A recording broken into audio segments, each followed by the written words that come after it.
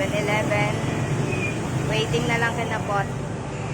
At eto na nga, magkakasama na nga kami nila Pot at nandito na kami sa aming pupuntahan. Isa-isa na nga kami bumaba sa tricycle, isang buong pamilya nga kami dito. Nakisali lang kami sa pamilya nila. So nandito nga pala tayo sa Avilon Zoo. So birthday celebration to ng ating prinsesita na si Malia. Pacha!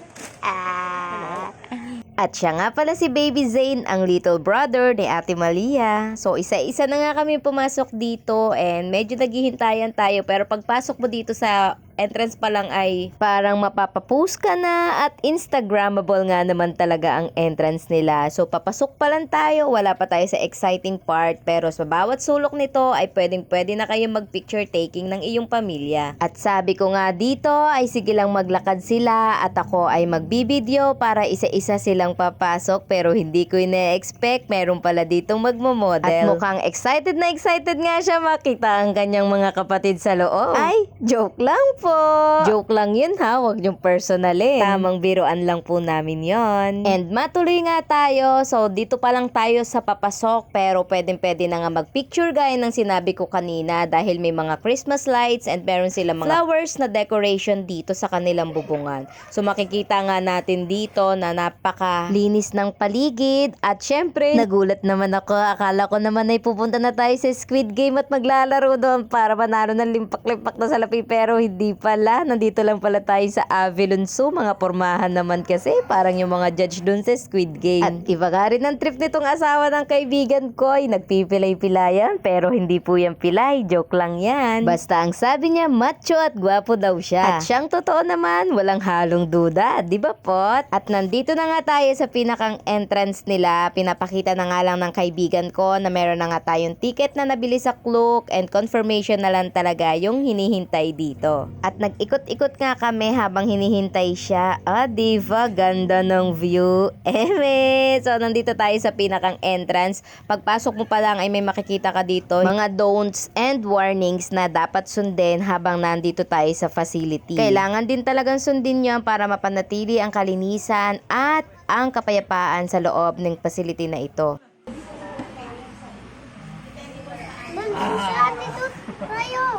Sabi nga ng kaibigan ko ay makakatipid at mas makakamura ka kapag sa Klook ka kumuha ng ticket. Mayroon kasi silang ibinibigay na discounts at mga promo na ibinibigay sa mga pupunta dito. May bayad pala. Uy.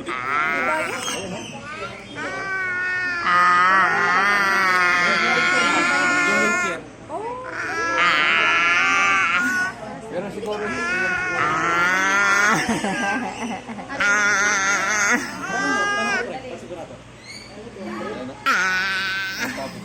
Napaka-cute naman talaga ng baby botchog na yan. So, meron nga pala dito silang pinaparent na wheelchair. So, kung may dala kang bata at mahirapan kang kargahin ito, ay pwede ka mag-rent 200 pesos yung kanila rent dito. At ito na nga sa wakas, makakapasok na nga kami. Isa-isa na nga kaming pumila dito para malagyan kami ng tatak gaya nito. Katunayan na tayo ay pumasok. Syempre, papasok nga, diba? At panghuli nga tayo sa pila para makapture naman natin ang bawat pagpasok ng ating mga kasama dito sa loob. Hello baby Nia!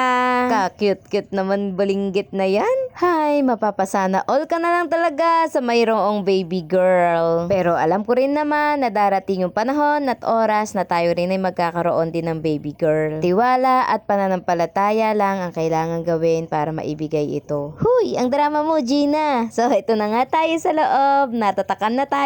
Parang mamoy na pwede nang katayin. At dito nga hinahanapan pa kami ng nagpapapasok sa amin kasi kulang nga dahil may promo nga daw yung nakuha at may libreng 3. Huy, hindi namin alam iyon kaya sayang naman yung libreng 3.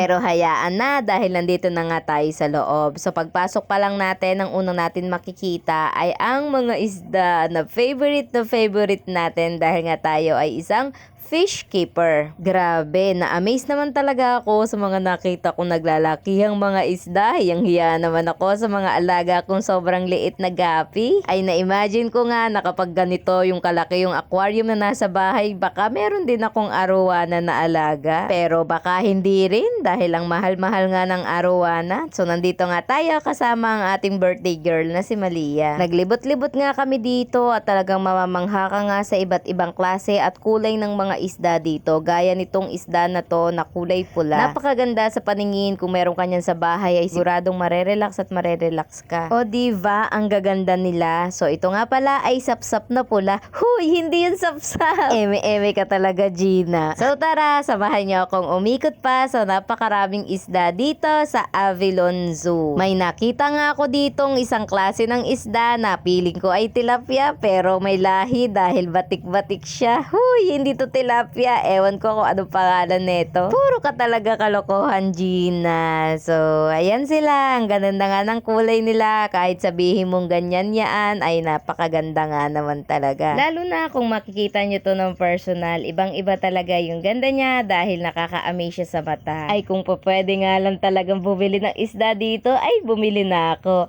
Eme lang. Ang lalaki kasi nila. Mas bet ko kasi yung maliliit laang na isda kagaya ng gapi or di kaya beta. Ay, dito nga sa isda na to, ang nai-imagine ko ay danggit. Yung tipo nga hatiin mo sa gitna at ibibilat at pagkatapos ay ipiprito tas isa sausaw sa suka na maraming bawang. Uy, ang sarap talaga ng danggit. Hay nako, Gina, puro na lang ulam na isda ang naiisip mo. Ito naman ang nakikita ko ay parang pampano. Huy, pampano, napakasarap ng pampano, promise. Hindi ko nga alam kung anong klaseng isda tong brown na yan. Ang alam ko ay hito. Pero hello, bachog namin, Pogi. Napaka-cute naman talaga ng Pogi na yan with 2 dimples pa. Ay, feeling ko nga sa isda na to ay napakayaman. Tingnan nyo, may kubiki ng kinang sa ating isda. Ha! Bachag, look! Pa! Wow, it's so big! Baby, look! Pampano. Sarap ang ulam yan. Lalaki!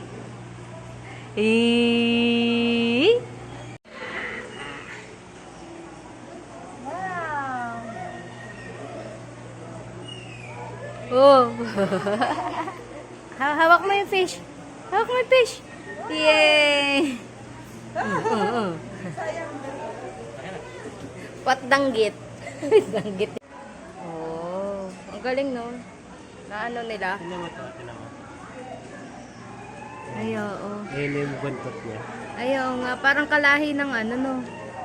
Kalahi ng cactus. Cactus! Hay nako, Gina, paano naman naging cactus yon? Ikaw talaga. So ito nga palang iilan sa maliliit nilang isda dito, pero karamihan dito ay malalaki talaga. Kaya nga kung mahilig ka sa isda ay pwedeng kang pumunta dito sa Avilon Zoo. At sa mga nagbabalak na mag-alaga rin ng isda ay pwedeng pumunta dito para magkaroon ka ng idea kung ano ang pwede mong alaga ang isda. Ang cute nga nitong isda na to kasi ang iba-iba yung hugis niya. Babae lalaki.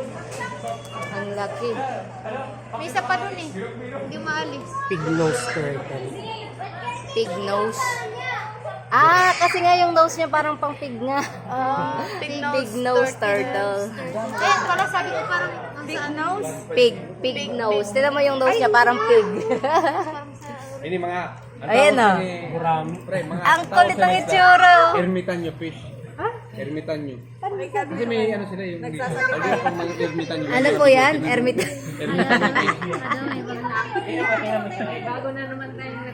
Ermitanyo. Ito plapla. Oo.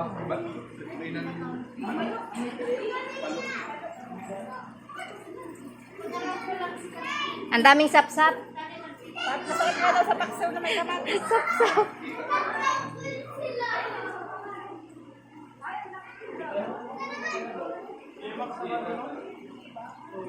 Janitor fish.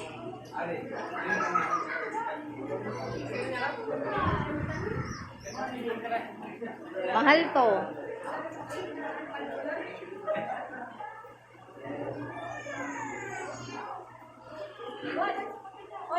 Para mga alaga nyo po, malalaki lang. Ah. Auntie na mo, ano to? Ay, ito. Arwana. Guinea? Hindi, ito. Guinea picture? Guinea? Ito. Parang bato lang eh. Ang laki. Mahal na to. Malaki. Oh. At kung ako nga ay puro pang ulam yung nakikita ko sa mga isdang ito, ang nakikita naman ng mga kasama namin boys ay pampulutan. Masarap daw iihaw at paksiw ang mga isdang ito, masarap ipamulutan. Huy, manginginom talaga ang mga peg ng mga to. Golden Crossback Arowana.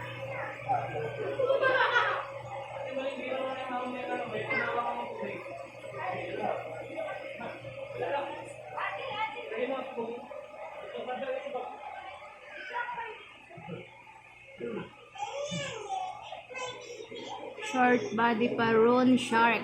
Ah, shark. Balloon shed. Balloon shark. Ate Maling baby shark. Baby shark. Napakaganda nga talaga ng iba't ibang kulay sa katawan nila. Nakaka-amaze talaga ang likha ng ating poong may kapal. Bawal po hawakan ng salamin. Kasi ano pa yun.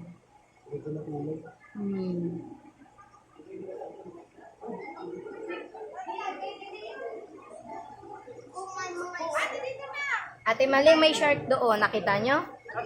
May shark. Ito shark ko. Balloon shark.